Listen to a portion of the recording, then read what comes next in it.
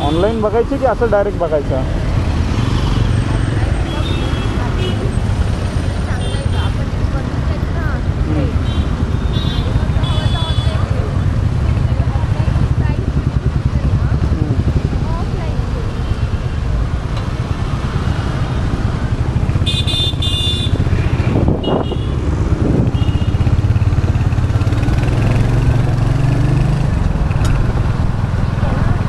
तेच करूया. ऑफलाईनची प्राईस आपल्याला जास्त सांगतील ते लोक. ऑनलाईन बघायला गेलो तर कमी याच्यामध्ये मिळेल, पण तेच आहे की यायला टाईम लागेल. आणि ऑफलाईन जर बघितलं संध्याकाळपर्यंत पण येईल ती. हां, 2-4 दिवस ना.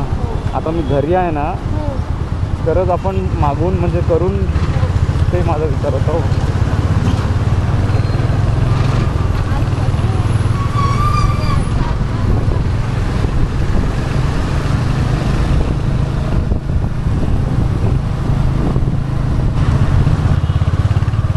आता जो तुम्हाला कॅमेरा अँगल दिसतोय ना, प्रॉपर माझी टाकी दिसते, प्रॉपर माझा हँडल दिसतोय, मिरर चेक मिरर पण दिसतोय माझा गाडीचा.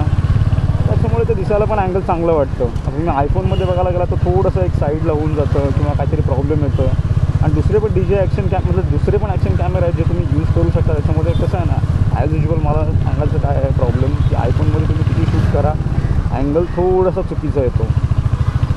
या वाईल्ड अँगलमध्ये तुम्ही जर बघताय ना, तर प्रॉपर तुम्हाला सगळं दिसतं आहे. समोरचा व्ह्यू दिसतो आहे, समोरची माझ्या गाडीची टाकी आणि प्रॉपर सगळं दिसतं. त्याच्यामुळे जो व्हिडिओ बघणारा असतो ना, जो व्ह्यूवर असतो, त्याला एक्सपिरियन्स येतं की भाई मी स्वतः गाडी चालवतो. जसं आपण 3D एक्सपिरियन्स करतो, ते 3D गेम्स वगैरे असतात, तर तसं थोडंफार फील येतं. मी तरी अनुभवलं आहे.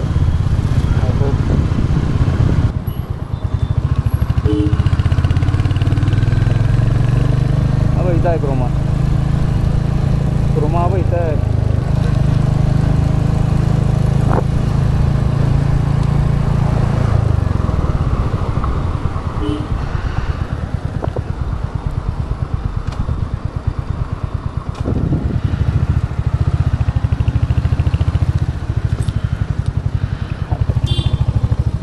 इथून ना एंट्री.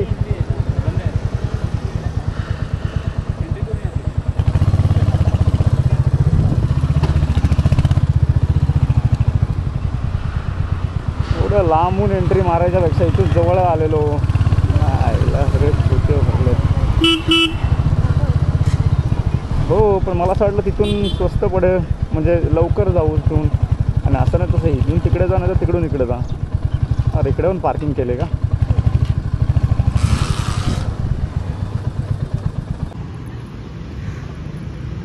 सो आपण आलोत क्रोमामध्ये TV बघायला. Let's hope.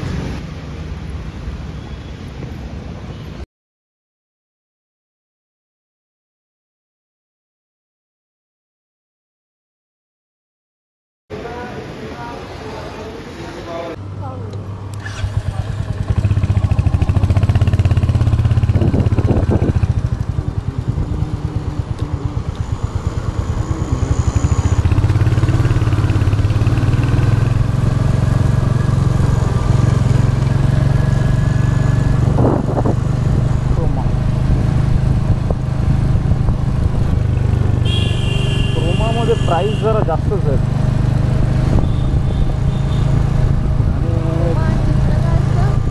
क्रोमा आहे, LGचा म्हणा. आपण तिकडे गेलो तेव्हा LGच्या ह्याच्यामध्ये घुसायला पाहिजे होतो.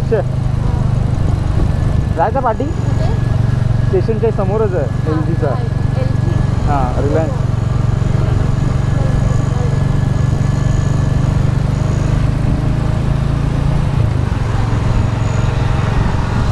जे लोकल शॉप आहेत ना, जे डिस्ट्रीब्युटर असतात त्यांच्याकडे जायला लागेल, बघायला लागेल. जे असे नॉर्मल शॉप असतात तिथे मोबाईल घेतला ना बायचा, तिथंच बघायचं काय.